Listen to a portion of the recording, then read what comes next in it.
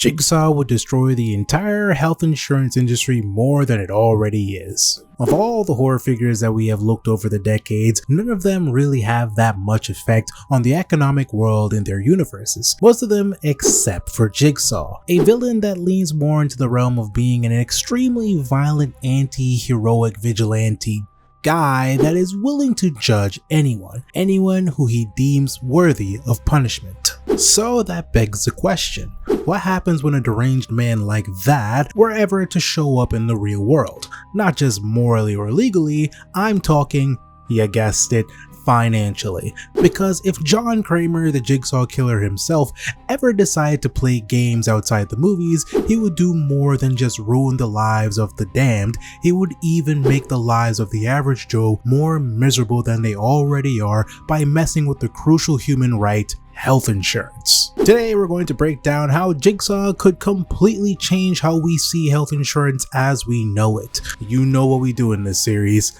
Let's crunch the numbers.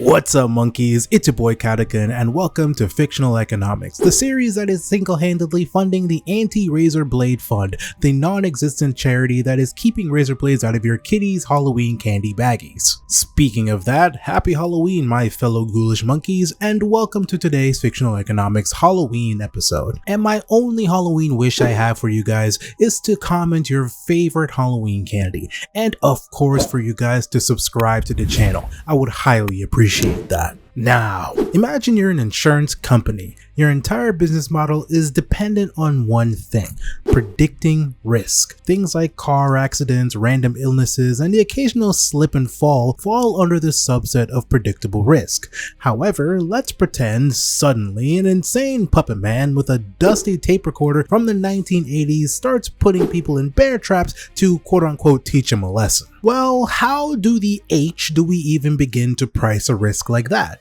How do you even write a policy for the possible death by evil puppet morality puzzle? Well, let's figure out the basics of how insurance works. Health insurance at its core is just a giant math-based trust fall. You pay your monthly premium, and in return, technically, the company is supposed to promise to catch you if something were to happen to you. Like I said in the beginning, insurance is based completely around predictability. They crunch the numbers on millions of people, figure out how likely it is for one person to get sick or spontaneously combust, which shockingly enough, 200 souls have been consumed by that form of death in the last 300 years, and I honestly think that's still too much. Explain to me why and how are people spontaneously exploding and it's over 3 digits in the last 300 years. Anyways, as long as the math stays predictable, they can charge anyone and everyone just enough to make a profit while still covering claims. But here's the problem. Jigsaw kind of takes predictability and throws it out of the window. When it comes to his traps, he introduces a new possible category of risk that no auctioneer in the world can realistically model. We are talking about a sudden increase in kidnappings, disappearances, survivors with dismembered or mutilated limbs, and a whole mudslide of increases in psychological issues. Typically, health insurers group all possible risks into something known as a risk pool, meaning the cost used for healthy individuals is used to balance out the cost of those who are at risk of being sick. Except when you throw Jigsaw into the mix, it becomes more of a blood pool instead of a risk pool. Therefore, the number of catastrophic injury claims will slowly begin to rapidly increase. With that kind of rise on the horizon, actuaries will need to start figuring out to stabilize the sudden new data. Now, I doubt that people are going to start claiming their injury causes to be related to a quote-unquote reverse bear trap or an acid bucket. Therefore, while Jigsaw Jigsaw's body count continues to reach record numbers, the data wouldn't say, along the lines of a torture game. It would say things like acid burn, blood force trauma, industry machinery accident, or one of my personal favorites, random pit bull attack. Because let's be truthfully honest, who's gonna believe some guy who possibly got mauled by a dog that conveniently has no bite marks on his body and has 4 strategically removed fingers? Over time, these misreports would start creating what looks like a possible pattern to the companies. For example, certain cities may show a possible 60% rise in workplace-related accidents, a spike in chemical exposure injuries, and an unexplained increase in missing persons cases with no major clue leading to the direct cause. Now, if there seems to be an increasing trend of these accidents starting to spawn, workplaces will have to adapt to the changing crime rate. I will even go as far as to say that there might be an ignition of new insurance companies popping up offering something along the lines of a Jigsaw coverage plan. Basically, it's life, health, and trauma insurance specifically for anyone who thinks they might be at risk or on his list. Also, it isn't too far-fetched to think that the general populace would actually buy something like this. According to the Society of Actuaries Research Institute, public perception of risk, not actual data, just the perception, is one of the biggest factors that drive premium inflation. Meaning, if everyone feels unsafe, the market follows the panic. Sure, your premiums are going to curb stomp you into submission,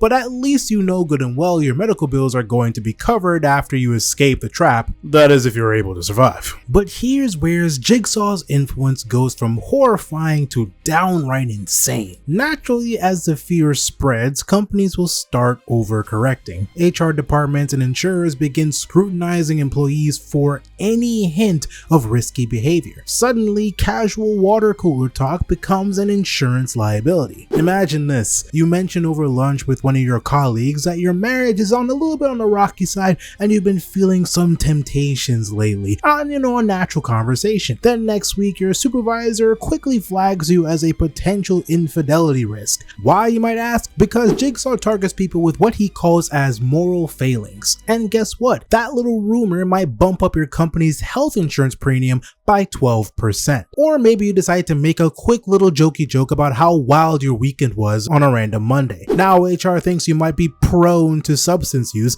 and may classify you as a high-risk employee because you possibly might become a junkie later on. Doesn't matter if there is no drugs, no proof, just gossip weaponized by corporate paranoia. All of these would be examples of what we see when behavioral economics meets moral panic, when fear of unpredictable threat causes people to change habits, social norms, and spending behaviors in irrational ways. The entire workplace becomes a self-policing ecosystem of fear. Soon enough, on top of your SA training courses, companies will start holding ethical wellness workshops, and insurers will create morality questionnaires, and workers will start filtering every word they say just in case it becomes misinterpreted or misconstrued. Also, this can reach to a point where it becomes a problem outside of the workplace. Just like nowadays, you can get in trouble for a basic TikTok that you might upload on your own account. Imagine if it was magnified if Jigsaw was a real threat in this world. Eventually, it won't even be about Jigsaw anymore. It's about what Jigsaw made people believe about each other. Because one thing for sure, if Jigsaw taught the world anything, it's that everyone has secrets, and where there are secrets,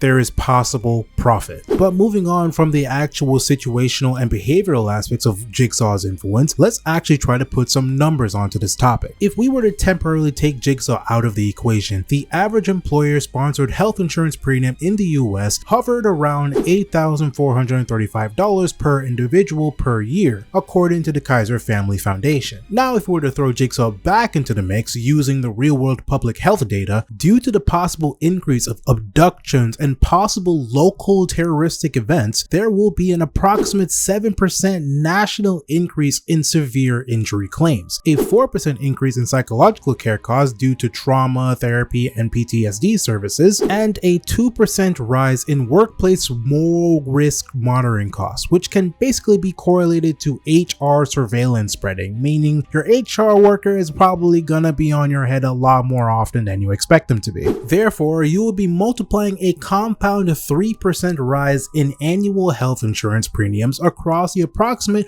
160 million insured workers in the United States. That means the new average premium would jump from $8,435 per individual to about $9,530 per individual. To put that into perspective, companies with about 1,000 employees on their staff will need to shell out about an extra $1.1 million in health costs every single year. And that's without the inclusion and accounting for litigation, property liability, and the possible lost productivity from paranoia. And remember that casual conversation paranoia phenomena I mentioned from earlier? If we were to assume about 5% of employees were flagged as being morally high risk by their insurers, maybe due to gossip, social media, or misinterpreted behavior, those employers would face individual premium hikes for about 25% or more because of that massive risk. Multiply that across the national workforce, the total health insurance expenditure jumps another 3 to 4%, or roughly around $50 billion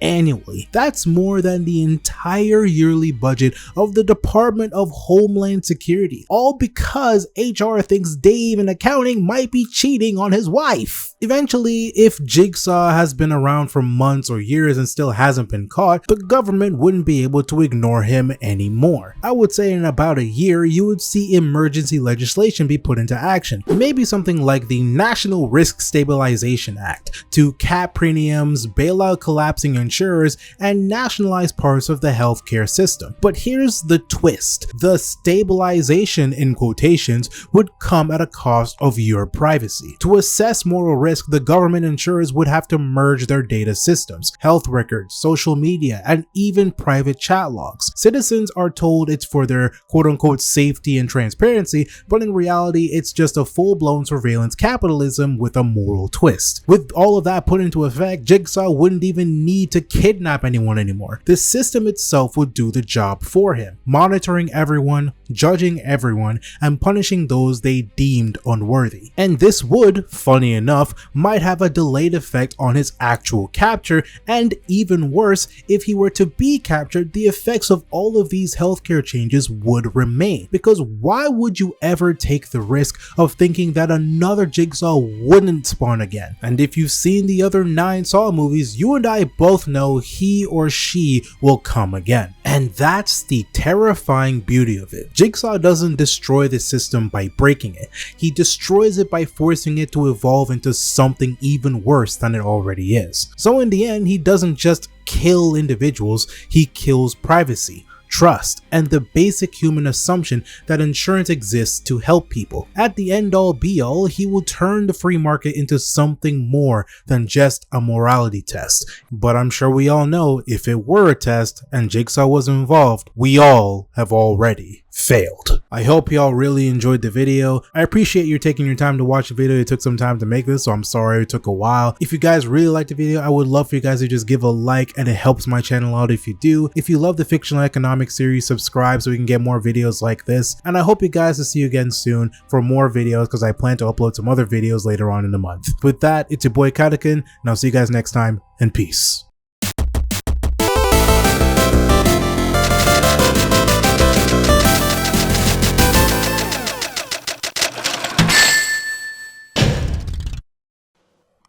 Not a bad amount. Doesn't break the bank. Next time on Fictional Economics.